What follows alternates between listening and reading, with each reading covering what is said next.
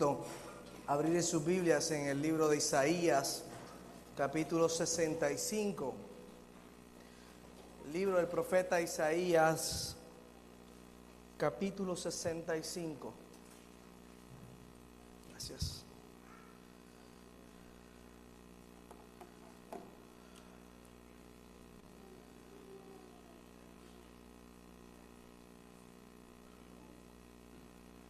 Cuando todos lo hayan encontrado, podemos decir un fuerte amén. Dice el Señor dice: estaba listo para responder, pero nadie me pedía ayuda. Estaba listo para dejarme encontrar, pero nadie me buscaba. Oremos. Señor Dios que estás en el cielo, te damos gracias en esta noche, Señor. Bendecimos tu nombre, Señor, en esta noche. Te exaltamos a ti, Señor. Como iglesia, Señor, venimos a congregarnos con el propósito de adorarte, Señor, de exaltarte, pero también de escuchar tu palabra, Señor Dios, que es la que nos ayuda, Señor, a seguir adelante, es la que nos alimenta, Señor, nos nutre, Padre amado, para seguir este camino, Señor Dios, que es de salvación. Por eso te pedimos en esta noche que sea tu el poder de tu Espíritu Santo, Señor Dios, obrando en nuestras vidas. Que sean nuestras mentes abiertas, Dios del cielo, y que podamos entender tu palabra, Señor, poderla escuchar, pero también poniéndola en práctica, Señor Dios, porque si no, Padre amado, venimos a engañarnos a este lugar. Por eso hoy te pedimos, Dios del cielo, que sea tu Espíritu confrontándonos, redarguyéndonos de todo pecado, y que tu palabra, Señor Dios, se escriba en la tabla de nuestro corazón. Te lo pedimos en el nombre de Jesús. Amén. Amén. Estaba listo para responder, pero nadie me pedía ayuda. Estaba listo para dejarme encontrar, pero nadie me buscaba. Este pasaje de la Biblia tiene como relevancia el entender de que el Señor estaba hablando al pueblo de Israel y proféticamente estaba hablando de nosotros los gentiles, de ese pueblo que no lo buscaba, de ese pueblo que no lo invocaba. El Señor se dejó encontrar. Ahora bien, ¿qué tiene que ver esta profecía con nosotros? Pues mucho, porque realmente ninguno de nosotros realmente buscaba al Señor. Realmente ninguno de nosotros invocaba el nombre del Señor. Sin embargo, el Señor había en su soberana voluntad, había programado, había hecho un plan para que nosotros fuéramos incluidos en ese plan de salvación. Por eso es importante lo que el Señor le viene diciendo al pueblo de Israel. Y le contesta en el versículo: aquí estoy, dije una nación que no invocaba mi nombre. En el original dice: heme aquí. El Señor fue el que se dio al encuentro en nuestras vidas, iglesia. Dice que Él buscaba adoradores, lo dice en el libro de Juan, la samaritana busca adoradores que adoren en espíritu y en verdad. El Señor busca, iglesia. Él nos buscó a nosotros, porque el Evangelio no se trata de lo que nosotros podamos hacer para agradar al Señor. Se trata de lo que el Señor hizo en la cruz del Calvario para restablecer la relación que se había roto por causa del pecado. Y es lo primero que tenemos que entender, porque si nosotros no entendemos eso, iglesia, es porque en nuestro corazón todavía no hay la seguridad de salvación. Es entender que el Señor salió a nuestro encuentro y que Él se dejó encontrar por un pueblo que no invocaba su nombre. Todo el día abrí mis brazos a un pueblo rebelde, pero ellos siguen sus malos caminos. ¿De qué está hablando el Señor? El Señor se había presentado, se había dado a conocer al pueblo de Israel. En esta serie de mensajes que el Señor está dando los domingos en el Éxodo, la intención del Señor era sacar su pueblo de la esclavitud y llevarlos ¿a dónde? Al corazón del desierto para que le conozca. Pero este pueblo se mantuvo siempre mostrando que, iglesia, rebeldía. Por eso dice: me mostré a un pueblo que era rebelde.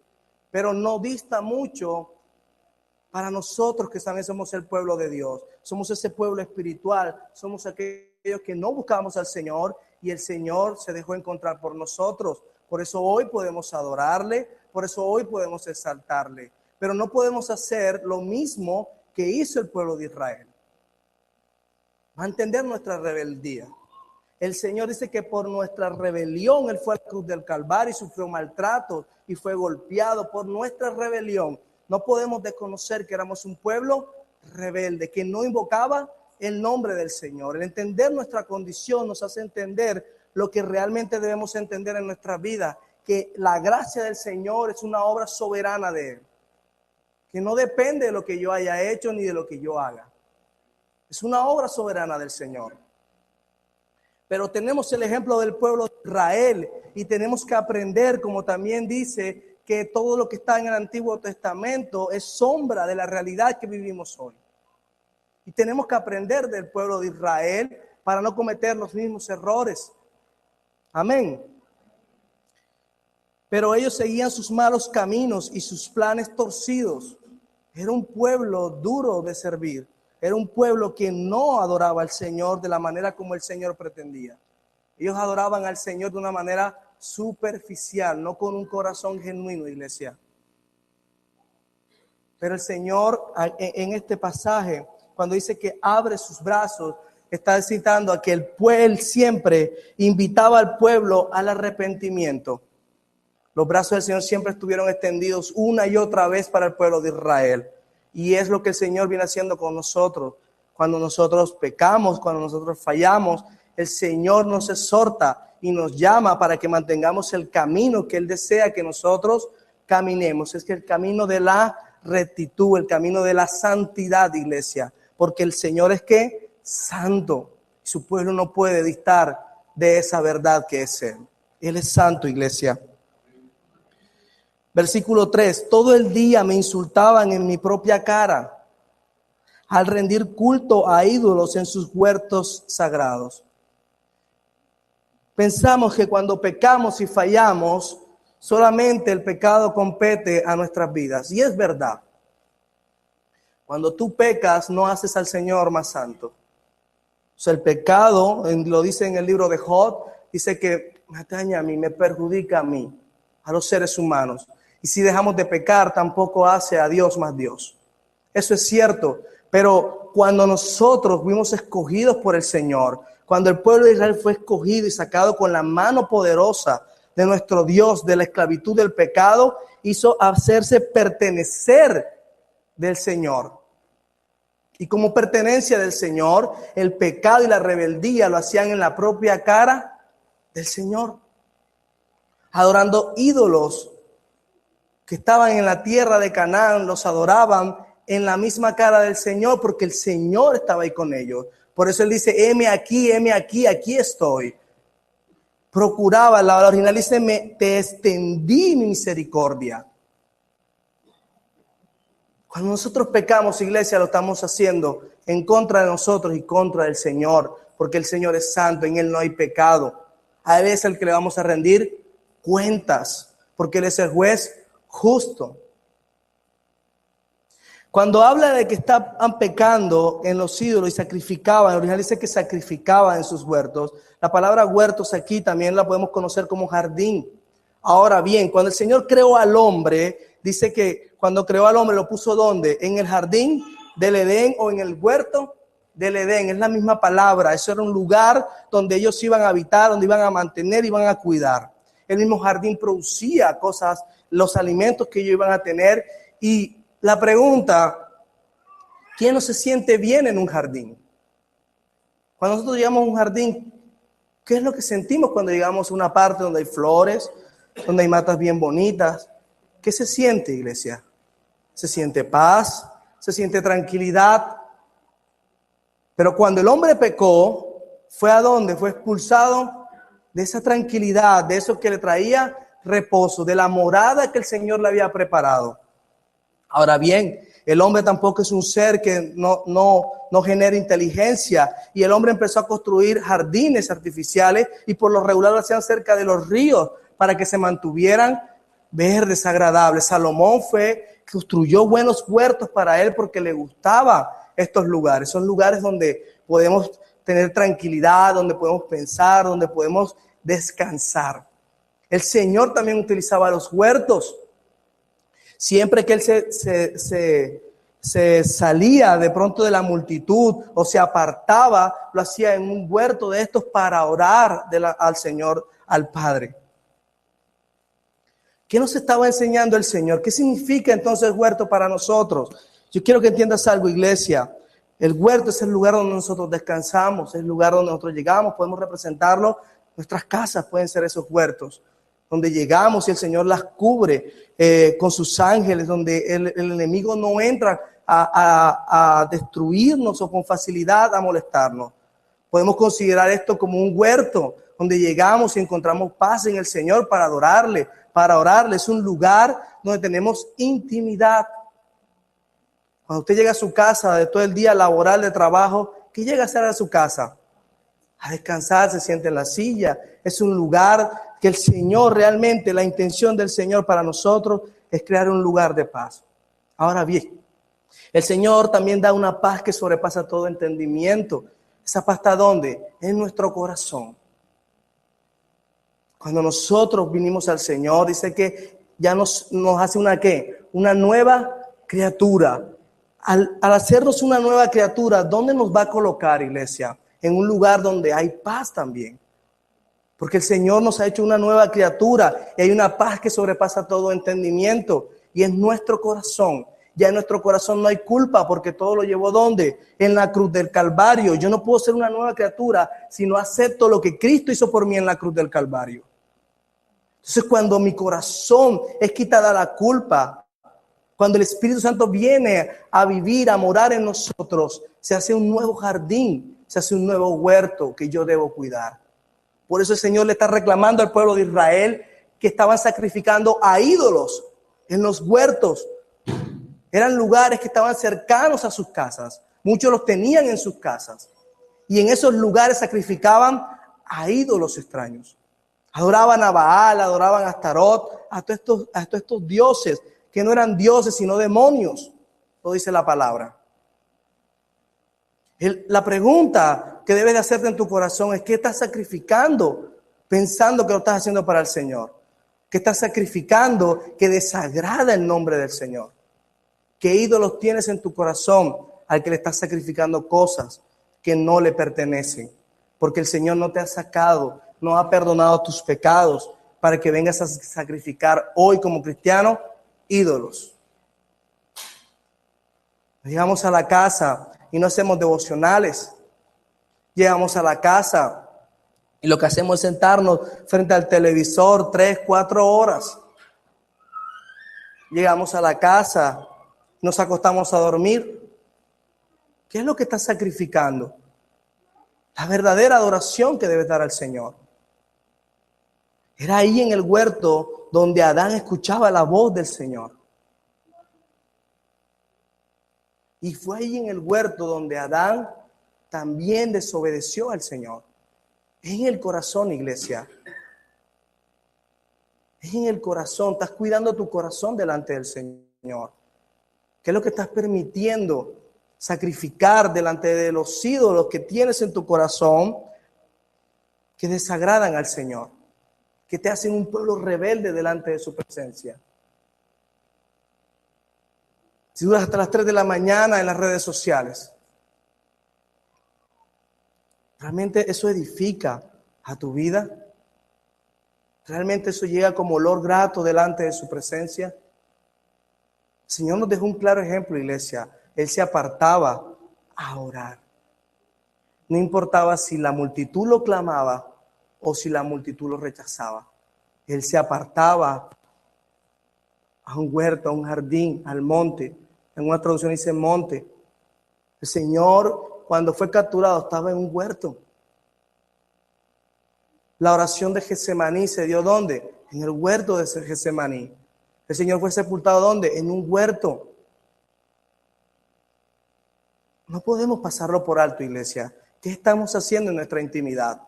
¿Qué estamos haciendo en ese lugar que el Señor ha puesto paz en nuestro corazón? Porque eso se da a conocer muy rápido.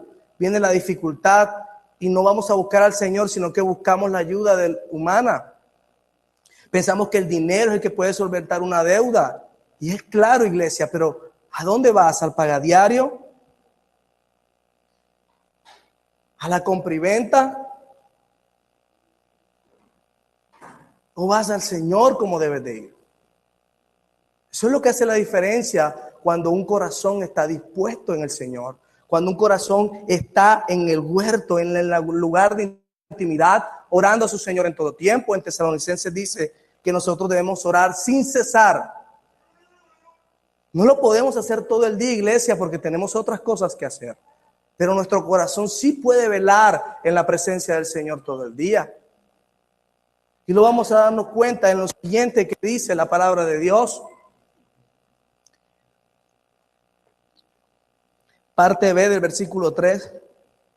Y al quemar incienso en altares paganos. El incienso era una sustancia aromática que el Señor dispuso que se debía quemar en el templo, en el tabernáculo. Era una sustancia que se quemaba día y noche. Era una fórmula especial, exacta como el Señor le había dado. No se podía quemar otra fórmula, porque el Señor, al que lo hacía, lo quemaba en el instante. No lo permitía, al Señor le desagradaba eso, como pasó con los hijos de Aarón. Quemaron un fuego extraño, pero también prepararon un incienso que no era el que el Señor había destinado para presentarlo delante de su presencia. El incienso representa la oración tuya y mía. Y debe ser día y noche, iglesia. Día y noche. Y si no lo estás haciendo, iglesia, es algo que el Señor está reclamando a un pueblo rebelde. O sea, que me dice a mí que si yo no estoy orando lo que debo orar, si yo en toda ocasión y en toda decisión que estoy tomando, en cada negocio, en cada trabajo que estoy escogiendo, no hay oración, iglesia, soy un pueblo rebelde. Porque lo quiero hacer ¿a qué? A mi manera. Lo quiero hacer cuando yo quiera, cuando a mí me provoque hacerlo. Por eso el Señor le está diciendo al pueblo de Israel lo que le está diciendo. Un pueblo que idolatraba, pensaba que esos dioses podían hacer lo que ellos quisieran para satisfacer sus propios deseos, porque estaban en el corazón. Sacrificaban en sus huertos, en el lugar íntimo, en el lugar donde el Señor desde el principio lo ha establecido como un lugar de paz, un lugar de tranquilidad, un lugar para Él mostrar su presencia, un lugar para Él hablar con su voz a tu vida. ¿Cuántos escuchan la voz del Espíritu Santo en sus corazones? ¿Cómo la vas a escuchar si tu corazón no está sometido al día y a la noche a orar a tu Dios? Porque que el velo se haya rasgado de arriba abajo me dice a mí que puedo entrar confiadamente a su presencia. Pero ¿por qué no lo hacemos, iglesia? ¿Por qué seguimos fallando? ¿Por qué seguimos pecando en las mismas cosas? Porque no llevamos vida de oración. Porque no reconocemos la voz de Dios. Y nos convierten en un pueblo rebelde, de dura cerviz, como el Señor catalogó al pueblo de Israel. Somos el Israel espiritual, iglesia. Ahora bien, siempre decimos que el Señor nos está hablando del pecado, iglesia. Es el cáncer que tenemos. Es la naturaleza que tenemos dentro, iglesia. De nosotros no va a producir nada bueno. Por eso el Señor nos habla de esa manera. Por eso el Señor dice, si he restaurado el lugar, si he restaurado tu corazón, si lo he hecho morada para que estés conmigo, ¿qué es lo que tenemos que hacer nosotros, iglesia? Honrar lo que el Señor ha hecho en la cruz. Honrar el que el Señor nos haya hecho una nueva criatura. No desobedeciéndole. Porque lo que hizo Adán y Eva fue deshonrar el mandato que el Señor les había dado. Desobedecer el mandato que Dios le había dado. ¿Cuántas veces el Señor nos ha dicho que confiemos en Él? ¿Cuántas veces el Señor nos dice que Él es el proveedor de todo lo que nosotros necesitamos? Yo no entiendo qué más quieren encontrar ustedes en la palabra cuando desobedecemos siempre haciendo lo mismo. Sí es claro el Señor cuando dice que Él provee todas nuestras necesidades. Yo puedo quedar sin dinero, iglesia, pero yo no me quedo sin la oración en el Señor. Yo no me quedo sin confiar en el Señor. El dinero va y viene porque a las riquezas le salen alas y vuelan. Así como el dinero llega, así se va, iglesia. Pero la confianza en el Señor permanece en nuestros corazones. Debe permanecer en nuestros corazones. Pero si no oramos, si no quemamos el incienso día y noche, ¿cómo va a haber confianza en nuestros corazones? No lo podemos hacer a nuestra manera. Es como el Señor dice que debemos orar.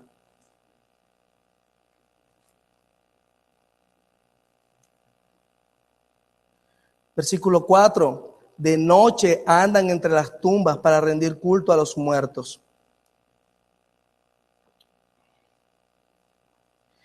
Y comen carne de cerdo y hacen guisos con otros alimentos prohibidos. Cuando el Señor está hablando aquí, está hablando de la consulta. Dice que el pueblo de Israel, estando en esos pueblos, consultaba a los muertos. A través de medios, Saúl practicó y está registrado en la palabra de Dios que al final, sus días, como el Señor no le hablaba y había sido rechazado, desechado de la presencia de Dios, fue a consultar una medium para saber qué le deparaba y consultó a Samuel. Nosotros, iglesia, no podemos estar consultando cosas muertas.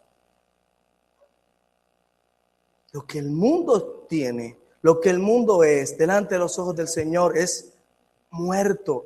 El Señor ha dicho que todo lo que nosotros vemos, todo lo que vemos, iglesia, todo va a ser ¿qué? Consumado y quemado. Todo esto va a desaparecer, va a morir. Nuestra esperanza no puede estar en lo que ya está muerto. Eclesiastés dice de que la mente de los que mueren queda en el olvido. También dice la palabra de Dios que está establecido que el hombre muera una sola vez y luego después el juicio. Yo no estoy diciendo acá que nosotros estamos consultando brujos, pero si lo estás haciendo, si estás consultando la aprobación de tu abuelita que ya murió o de tu mamá, como estos días nos decía una señora que debíamos tomar una foto a mi mamá murió hace un año y le pusiéramos flores y no sé si velas, porque ella era una santa y anda adorando muertos. Mi mamá era una santa, ¿por qué? Porque confió en el Señor y sé y guardo la esperanza de algún día verla.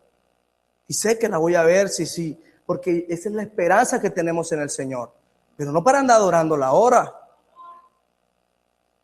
Ahora voy a tomar una decisión y si estuviera mi mamá, ella era la que me decía, ella era la que oraba cuando yo tenía una dificultad. Yo no puedo estar adorando muertos, iglesia. Y eso es lo que tú y yo debemos hacer con nuestros familiares, predicarles el Evangelio, para que algún día tengamos la esperanza de vernos con ellos en el cielo. No podemos estar adorando muertos, no podemos estar pensando en que si esa persona estuviera viva, yo qué haría. Al Señor no le gusta eso porque para eso tenemos una relación con el Señor, con el que todo lo sabe, con el que todo lo puede. Si tú necesitas saber algo, pregúntaselo al Señor. Si tú necesitas que pase algo en tu vida, pídeselo al Señor. Nuestro Dios es todopoderoso. Comían carne de cerdo. La carne de cerdo simboliza para el pueblo de Israel suciedad y corrupción. En el Nuevo Testamento también conlleva al mismo significado, pero un poco más extendido, y habla también de las herejías, de lo que murmuraba el pueblo y aquellas cosas que salían de las personas. Ahora bien, ¿por qué lo representan con herejías, lo representan con corrupción y suciedad la carne del cerdo? El Señor había establecido al pueblo de Israel que no podía comer carne de cerdo porque era un animal impuro. De hecho, ellos ni lo criaban. Ellos no apacentaban, por decirlo de esta manera, cerdos. ¿Pero por qué estaban comiendo carne de cerdo? ¿Por qué lo preparaban, iglesia? Porque pensaban que no era malo, pensaban que no se contaminaban, pensaban que era rica la carne de cerdo.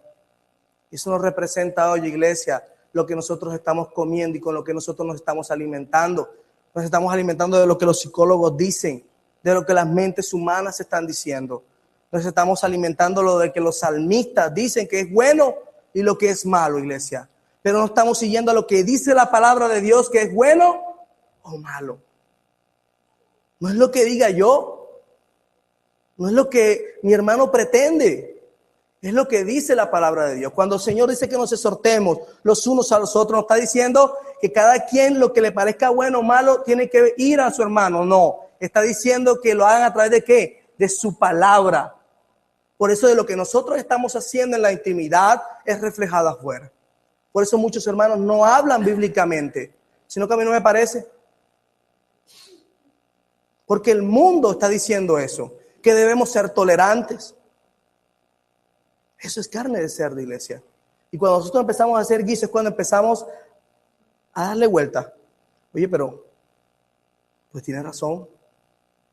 Oye, pero, no es tan malo. Oye, pero, ¿qué haría Jesús? Como anda ahora la palabra circulando en los medios. Y lo vamos ahí, oye, sí, pero ¿qué haría el Señor? Oye, ¿qué haría el Señor? Lo que dice la palabra de Dios, no lo que yo pienso. Pero estamos ahí dándole vuelta al guiso. Porque queremos ser más santos que Dios. Porque pensamos que lo que está escrito en la palabra de Dios no se va a cumplir. Que el Señor no nos va a juzgar por los mandatos que le ha dado. Porque pensamos que nada de esto se va a quemar. Y porque no está el Espíritu Santo en el corazón. No llevan vidas de oración, iglesia. Sino que se la pasan en las redes sociales comiendo eso. ¿Qué van a hablar? Eso. Que Brad Pitt y Angelina Jolie tienen una niña de 3 años y que le han estado, solo vi en estos días, y porque ella quiere ser un hombre. Entonces la visten como hombre y todo el mundo diciéndole, me gusta, oye, qué chévere. Ahí.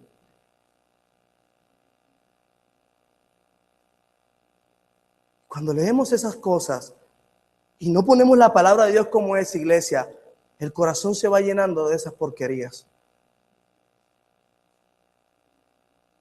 Y cuando otro está hablando, he tenido conversaciones con personas, oye, pero ¿cómo los homosexuales? Si eso es libre personalidad, ellos hay que entenderlo. No. ¿Tú eres cristiana? Sí, la palabra dice esto, esto y esto. Oh, pero ¿cómo podemos ser así? Porque la palabra dice que yo debo decir eso. Yo no puedo estar dándole vuelta al guiso ahí. Hombre, sí, pero mira, pero si le hablamos del Señor, se pueden arrepentir. Sí, pero yo no puedo estar dándole vueltas a eso, iglesia. Sí, pero no tanto. De frente, iglesia. Porque no podemos estar comiendo, no podemos estar ensuciándonos con lo corrupto del mundo. A lo que ellos están llamando bueno, no es bueno si la palabra de Dios me dice que no es bueno.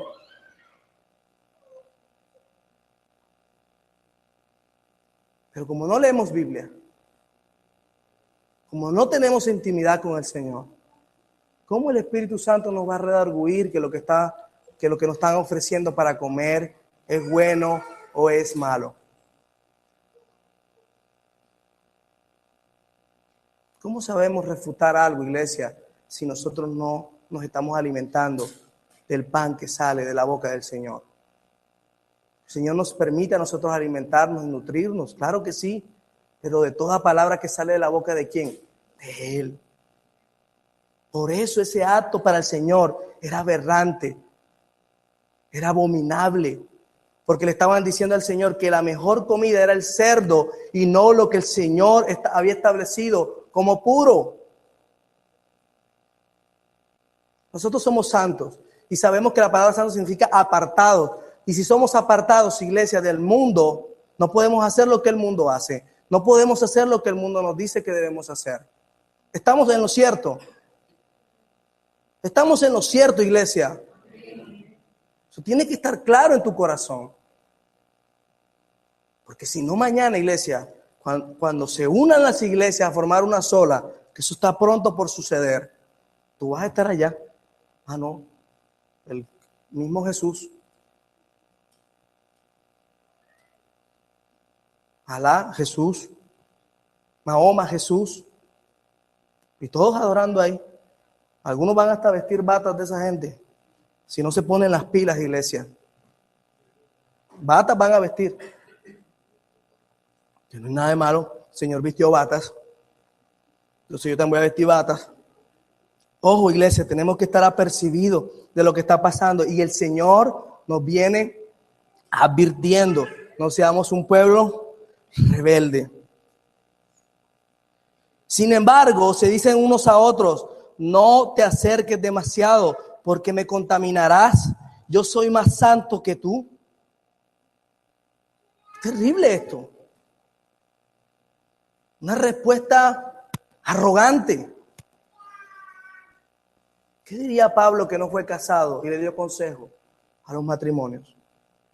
¿Qué diría Pablo que no tuvo hijos, sin embargo dio consejo para los hijos? No nos gusta que nos confronten. Tenemos la osadía de decir, no te acerques a mí, porque me contaminas. Todo lo contrario a lo que el Señor les venía diciendo. Yo soy más santo que tú. Es una blasfemia.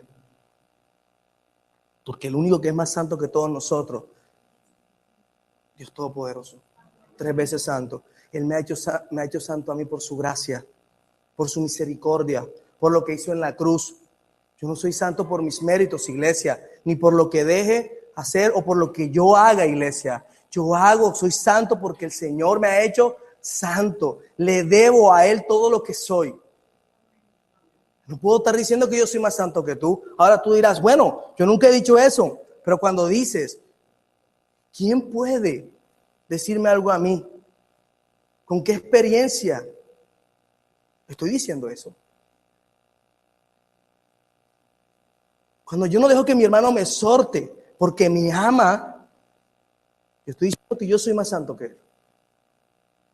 Cuando yo no reconozco mi pecado, estoy diciendo que soy más santo que el que me lo está haciendo ver.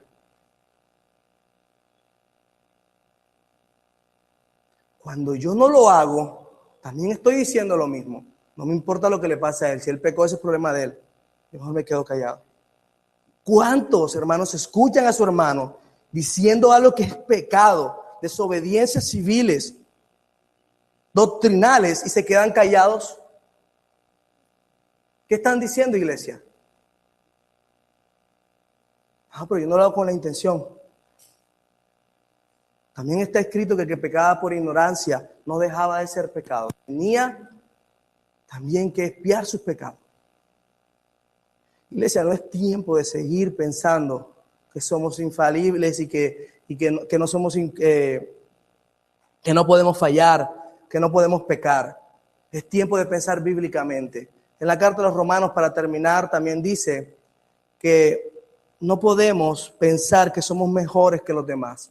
También dice que no podemos tener mayor estima de lo que nosotros somos en realidad. Si somos hermanos, todos fuimos lavados a precio de sangre. Aquí ninguno es más ni es menos, iglesia. Todos somos iguales delante del Señor y todos hemos sido llamados a exhortarnos los unos a los otros.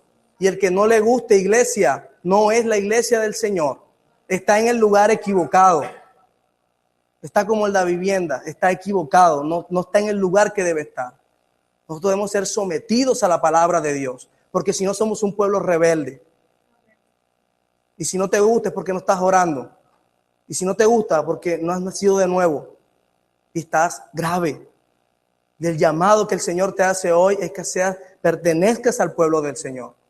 Que dejes de ser rebelde, porque el Señor buscará a otros, iglesia. Porque esto, aunque nos compete a nosotros los gentiles, le estaba hablando al pueblo de Israel, le estaba diciendo, voy a buscar otro pueblo, otro que invoque mi nombre. Lo voy a buscar y lo voy a dejar. Así que, y más adelante se van a dar cuenta, y si leen todo el capítulo 65, habla del remanente fiel que el Señor iba a preservar, pero a los demás los iba a destruir. Sigues, te dice el Señor, sigue con insistencia de seguir haciendo la tuya, de seguir siendo un pueblo rebelde, de no buscar al Señor en su presencia, de orar día y noche, de tomar decisiones acorde a la palabra, y va a venir juicio sobre tu vida. Eso te dice el Señor. No he tratado de que lo entiendas, iglesia, pero el Señor me decía, eso es lo que quiero que le digas. No pienses que los que salieron por lobos el año pasado, eso se va a quedar ahí. El Señor necesita una iglesia pura, santa e intachable. No hay más, iglesia, no hay otra manera. Así que procura leer la palabra, procura ser exhortado con la palabra y exhortar con la palabra para que podamos crecer como esa iglesia que el Señor está esperando, porque los tiempos se acortan, los tiempos están finales, todas las profecías están empezando a cumplirse. Estamos en principio de dolores con lo que se está gestando. Y si tú no lo estás entendiendo, iglesia, es llamado del Señor a que lo entiendas, porque el Señor no quiere que el malvado se pierda, sino que se arrepiente y sea salvo. Así que si no estás del lado del Señor, hoy te exhorto a que busques el lado del Señor, a que leas la palabra, a que no pierdas tanto el tiempo, porque viene juicio sobre nuestras vidas. Solo la sangre del Cordero nos va a evitar la condenación, pero vamos a ser juzgados también. Vamos a orar, iglesia. Señor Dios que estás en el cielo, hoy te damos gracias, Señor Dios, porque no se trata de lo que nosotros pensemos, mi Rey. No se trata de lo que nosotros imaginemos, mi Rey. No se trata de nuestras elocuencias, Señor Dios, ni de lo que nosotros queremos, Señor, que sea bueno. Se trata de lo que tú has dicho que es bueno y que es malo. Señor, yo quiero obedecerte. Es mi oración en esta noche, Señor Dios. Quiero que hagas de mí, Señor Dios, una nueva creación. Realmente traiga seguridad de salvación a mi corazón, Padre amado, y que me ayude, Señor, a entender que no soy más santo que nadie, mi Rey, porque el único santo, santo, santo eres tú, mi Dios amado, y que solo por gracia, Señor, soberana tuya me has hecho santo, me has apartado del mal, Señor Dios. Hoy yo te lo agradezco, mi Rey, que me hayas llamado, Padre amado, y que nos hayas llamado a cada uno de los que estamos en este lugar, Padre amado, porque es por tu misericordia, Señor. Por eso hoy te pido, Señor Dios, que nuestros corazones sean redarguidos, Padre amado, y que podamos dar la ofrenda que realmente tú mereces, Señor. Ser un pueblo sometido, humilde delante de tu presencia, agradecido, Señor Dios. Te lo pido en el nombre de Jesús. Amén y amén.